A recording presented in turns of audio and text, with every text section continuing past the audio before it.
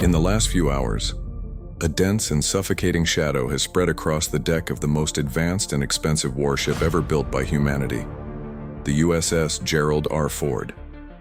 This is not a simple technical malfunction or a routine maneuver in international waters, but an incident that has called into question the invulnerability of the ultimate symbol of American naval power. The epicenter of this crisis, which many analysts are already calling the moment of truth for Aegis technology, occurred when the carrier's dual-band radars detected an impossible thermal signature, an anomaly moving at a speed that defies the laws of conventional physics. In that instant, the survival countdown activated with a terrifying coldness. Only 5 minutes remained until impact. The news, which has begun leaking from the highest levels of the Pentagon on this March 27, 2026, describes a nightmare scenario inside the Ford's Combat Information Center. A $13 billion aircraft carrier, protected by a bubble of destroyers and cutting-edge defense systems, suddenly found itself vulnerable to a secret weapon that Tehran has kept in the shadows until this precise moment. It was not a swarm of conventional drones or a subsonic cruise missile. It was something far more lethal, a technology specifically designed to exploit the single blind spot of the world's most sophisticated air defense. During those 5 agonizing minutes, the fate of thousands of sailors and the global prestige of the United States hung by an invisible thread. This script delves into the anatomy of this near-catastrophic encounter, exploring the technical nature of the Iranian threat and the desperate response of the Ford's crew. We will analyze how the Fatah II hypersonic missile, with its maneuvering capability in the upper atmosphere, managed to evade the first layers of interception, and why the close-in defense systems had to face a challenge they were never originally designed to meet. More than a recounting of facts, this is an analysis of the fragility of power in the age of hypersonic warfare, where the difference between supremacy and disaster is measured in seconds. Prepare to understand why this incident has forever changed the rules of the game at sea, and why the Pentagon is urgently reviewing every naval strategy manual. Join us on this journey to the heart of geopolitical tension, where time is the scarcest resource, and technology is the only barrier between peace and a total war with unpredictable consequences. Iran's audacity in deploying its most advanced arsenal against the USS Gerald R. Ford is not an act of desperation, but a masterstroke on a geopolitical chessboard where the Strait of Hormuz and the Arabian Sea are the key squares. For years, the Islamic Republic has invested billions in developing what they call area denial technologies, seeking a way to counteract the numerical and technological superiority of the U.S. Navy. The Fatah II is not just a missile, it is a declaration of intent. With a speed exceeding Mach 15 and an unpredictable trajectory, this projectile represents the culmination of decades of research in propulsion and heat-resistant materials.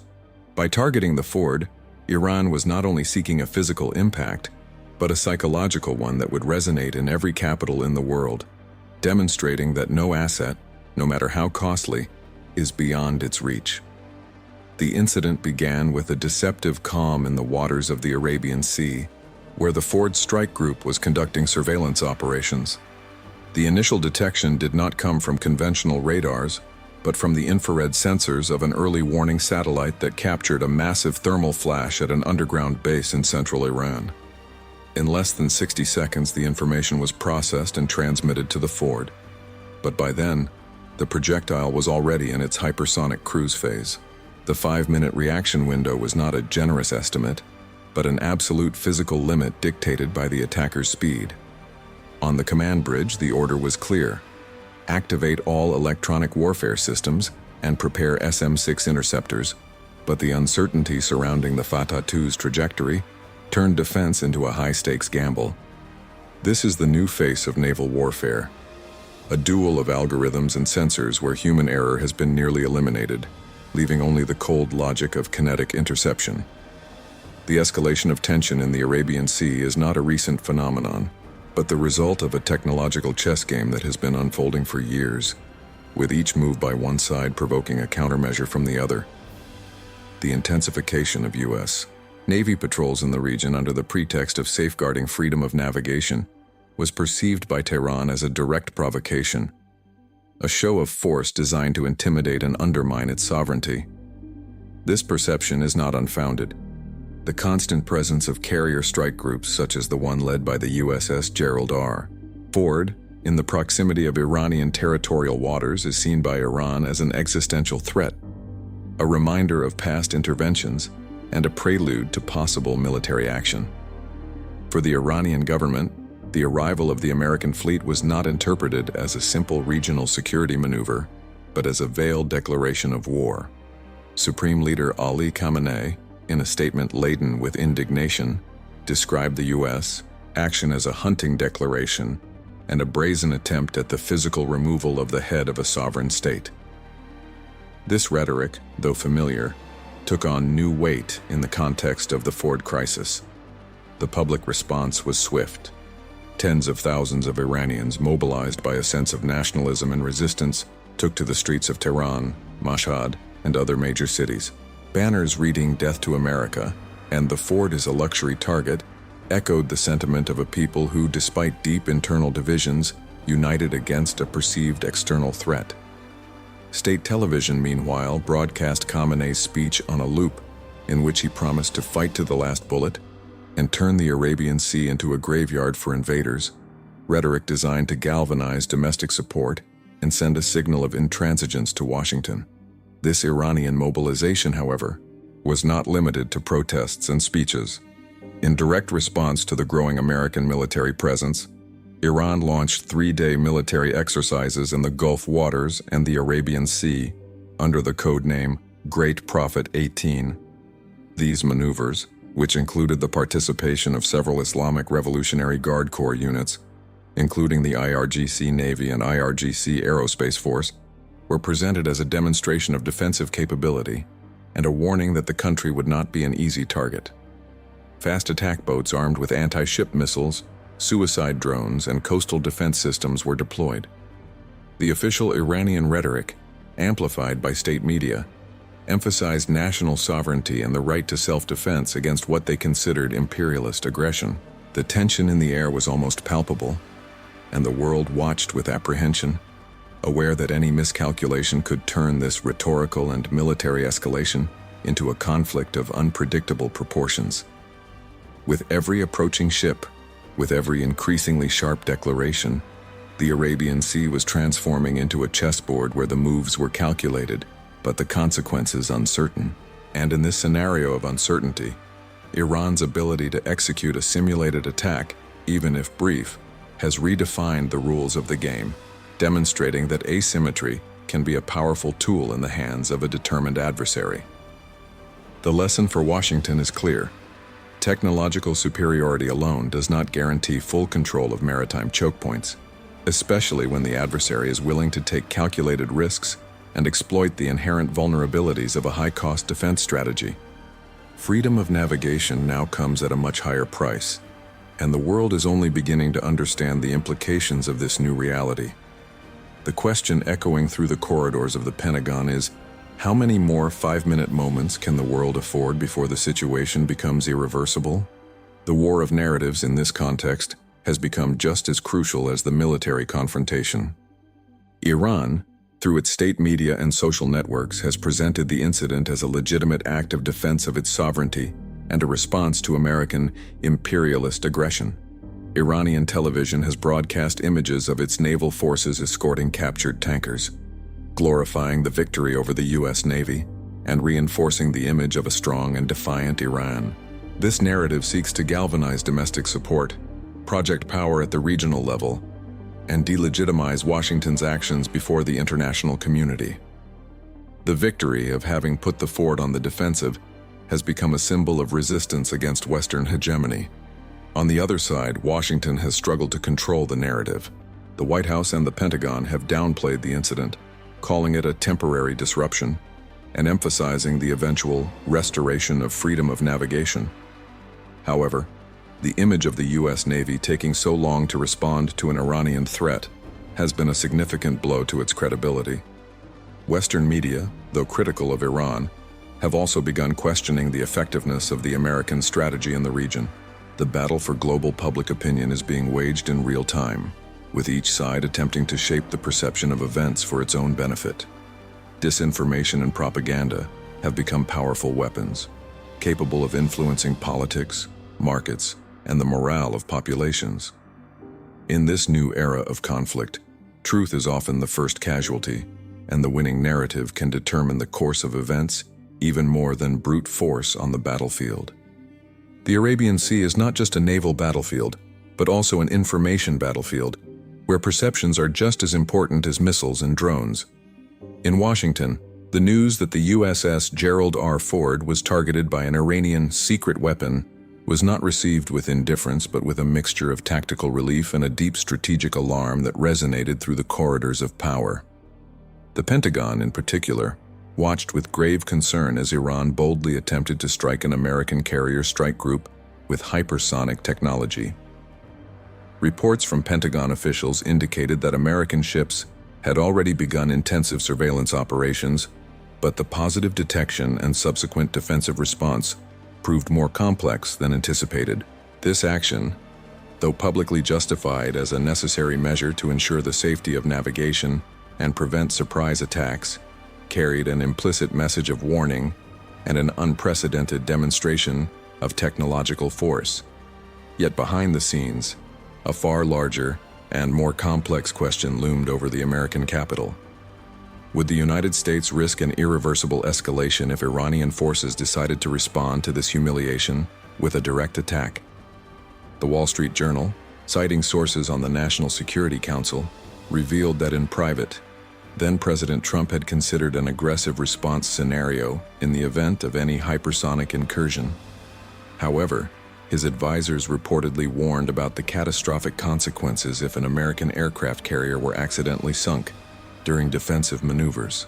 The memory of the Cuban Missile Crisis of 1962 hung like a ghost, reminding everyone how quickly a regional crisis can escalate into a global confrontation with nuclear potential. Tehran's audacity, willing for the first time in its history to challenge Washington in the hypersonic domain so directly, was something previously considered unlikely.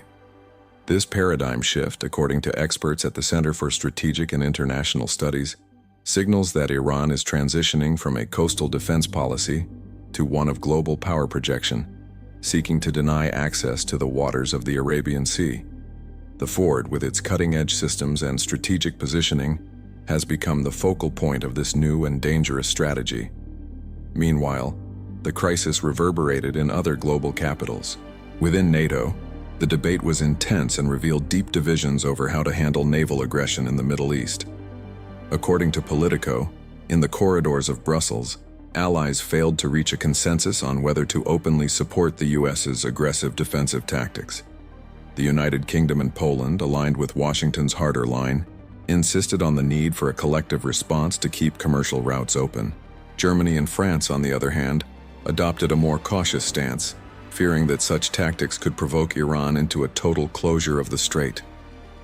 A source from the German Foreign Ministry stated that Berlin considered it reckless to press a regional power so hard at such a sensitive choke point. Paris, in turn, proposed urgent diplomatic mediation to prevent the hypersonic incident from becoming the trigger for open war.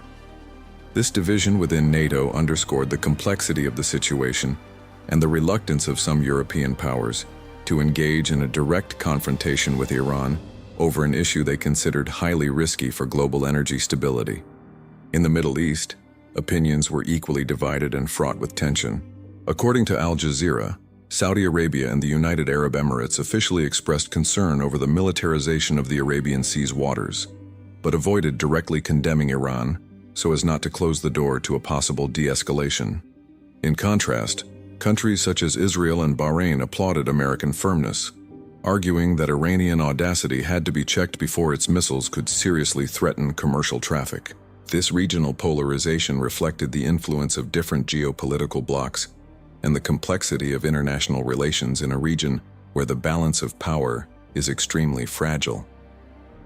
Global markets, always sensitive to any sign of instability along oil routes, reacted immediately to the incident. Bloomberg noted that investors were pricing in the risk of a hypersonic war that could paralyze crude oil supplies, causing a devastating impact on the world economy. Foreign Affairs magazine, in its latest issue, summarized the situation bleakly. "We are witnessing the beginning of a new technological Cold War, with the USS Gerald R. Ford as its most dangerous epicenter. The comparison to the Cuban Missile Crisis of 1962 was inevitable, but with one crucial difference. Instead of missiles on land, the threat was an invisible hypersonic projectile, and instead of an island, the setting was the most vital aircraft carrier on the planet. The question increasingly raised in world capitals was whether this local incident would escalate into a global confrontation. The answer remained uncertain, but one thing was clear. Humanity had entered a new and dangerous era where every radar maneuver and every interception decision could lead to a catastrophe of unimaginable proportions. To learn more about how these technological tensions can affect your daily life and the future of the global economy, continue following our in-depth analyses. Don't forget to subscribe to our channel so you don't miss any updates on this and other crucial topics. The war of narratives in this context has become just as crucial as the military confrontation in the skies. Iran, through its state media and social networks, has attempted to maximize the impact of the incident, presenting it as irrefutable proof that the era of aircraft carrier supremacy is over. Iranian television has broadcast digital simulations of the Fateh II striking naval targets, glorifying the audacity of its engineers and reinforcing the image of an Iran that is not intimidated by the $13 billion price tag of a single vessel. This narrative seeks to galvanize domestic support, project power at the regional level, and delegitimize Washington's actions before the international community, claiming that the U.S. Navy is operating under a false sense of security. The victory of having forced the Ford to activate its last resort defenses has become a symbol of national pride and a message to allies and enemies alike. On the other side, Washington has struggled to control the global narrative, attempting to balance the need to project strength with the reality of a newly discovered technical vulnerability. The White House and the Pentagon have emphasized the effectiveness of their defense systems, calling the interception a resounding success that validates the investment in the Ford program. However, the leak that there were only 5 minutes of reaction time has been a significant blow to the credibility of the Aegis protection bubble. Western media, though critical of Iranian provocation tactics, have also begun to question whether the strategy of concentrating so much power in a single target is not an invitation to disaster in the age of hypersonic missiles. The battle for global public opinion is being waged in real time, with each side attempting to shape the perception of events for its own benefit. Disinformation and propaganda have become powerful weapons, capable of influencing politics, markets, and the morale of populations. In this new era of conflict, truth is often the first casualty, and the winning narrative can determine the course of events even more than brute force on the battlefield. The Arabian Sea is not just a naval battlefield, but also an information battlefield, where perceptions are just as important as interceptors and dual-band radars. Naval intelligence analysts suggest this incident could be the prelude to a massive restructuring of forces in the Middle East and beyond. If the U.S. perceives that its aircraft carriers are no longer invulnerable to hypersonic attacks, it may be forced to operate from much greater distances, which would drastically reduce the effectiveness of its carrier-based air wings. For its part, Iran could accelerate the deployment of mobile missile batteries along its coastline, creating an exclusion zone that would make any hostile naval operation in the Gulf nearly impossible. This technological arms race is elevating the risk of miscalculation to levels not seen since the Cold War. A sensor that confuses a commercial flight with an incoming missile, or a commander who interprets a radar test as an imminent attack, could trigger an armed response that no one desires. The stability of world trade and the security of maritime routes hang by a thread, or rather, by the speed of a signal processor. The international community watches with a mixture of fascination and terror.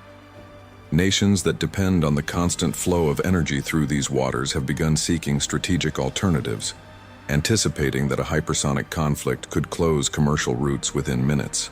China, in particular, has closely observed the performance of the Fateh II and the Ford's defenses, drawing lessons applicable to its own challenges in the Western Pacific. The secret weapon incident is therefore a global lesson about the limits of power and the fragility of peace in the 21st century. It is not just a story about missiles and aircraft carriers. It is a story about the struggle for dominance in a world where the margin for error is shrinking dramatically. Every second that the Ford's countdown ticked toward zero was a second closer to a new geopolitical reality, where size and cost no longer guarantee survival. Ultimately, the USS Gerald R. Ford's close encounter with Iranian hypersonic technology is a reminder that technology is not just a tool of war, but a language of power that is being rewritten in real time. By forcing the world's most advanced aircraft carrier to fight for its life for 5 minutes, Iran not only tested a weapon, but also sent a clear strategic message. In modern warfare, speed is the new armor. Washington, for its part, has learned that its naval crown jewel has vulnerabilities requiring urgent and costly solutions. The future of global security will depend on how both sides process these lessons. Will there be a de-escalation based on recognition of mutual vulnerability? Or will this incident fuel a desire for absolute superiority through even more disruptive technologies? The answer to this question will determine whether the oceans remain highways for commerce or become the stage for a catastrophe that will change the course of history. For now, the Ford continues to sail, but the tension left by this incident continues to drift in the air, visible to all who know how to read the signs of a storm that can no longer be ignored.